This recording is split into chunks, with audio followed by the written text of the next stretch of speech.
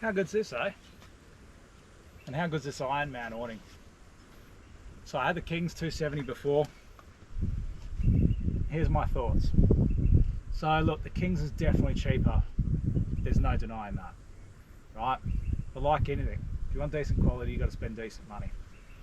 So the missus now has the Kings.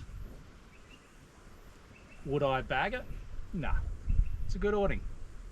However, it did leak to start with, which I didn't like. So you have to get it out all the time to let it dry out, which isn't always easy in winter. More importantly, the one thing I love about the Ironman ones, it's got all the same features with the wall kit, except the other cool things it does have that the Kings doesn't is it's got down drop legs. So you got 1, 2, 3, 4 drop down legs. The Kings one doesn't have that unless you go the really cheap one, but then it's not freestanding, is it? This gives you the ability for both. Then on top of that, you've also got the same strap down points on the outside up here, and you can tie them all down. You've also got the ability for the wall kit to strap down, plus right here on every single one of these you've got an additional strap down point that the Kings doesn't have. Last night I was in 60 km/h gusting winds. It was pissing down with rain for the last 2 days. I hadn't seasoned this. Rookie move, I know. It did not leak a single drop through. And to my surprise, as much as I was clenching my ass, worrying I was going to lose my expensive awning, it did well. It did really well, in fact. Not once did I actually have to worry. The other thing too, it's got really good quality knuckles, good strong poles, and on the end of the poles it's actually got a little ground spike. So when you push it down, it actually has that little bit of extra dig into the ground. Am I impressed? Shit, yeah. For an extra $100 you can also buy a little lighting kit and they go into the channels. And the other cool thing too, versus putting say the Kings bar lights and stuff in there, is these ones have a 3-piece adapter and it's actually got little arrows to show you where to join them all.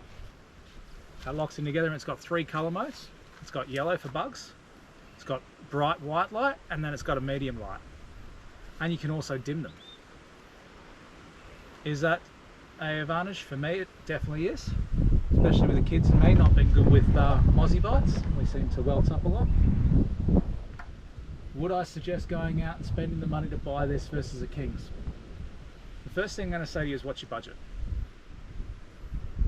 If you like to go camping every couple of weeks or even every month, and you want something that's going to last you, something that's, you know, got diversity for all the different weather types that you may encounter, I'm 100% going to tell you, go get the Ironman, because it's built to last.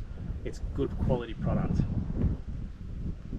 Am I endorsed by Ironman in any way to say that? No. Would I buy a Kings one again? Yeah, I would.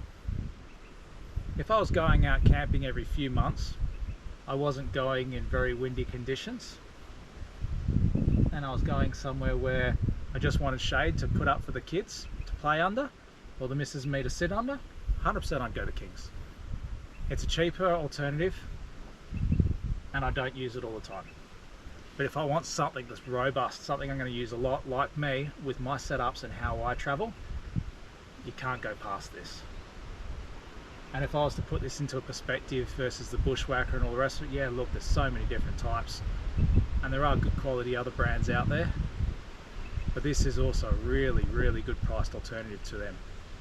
Check them out, and check out Morley 4-wheel drive as well. Go see the guys, go ask them. They've got one set up in the showroom. Just pop in and have a look. Well, get a load of this. It's 60 km/h gusting winds, 40 km/h steady winds, and it's raining nice and steady, and still it just holds up well. That's what you want in an awning.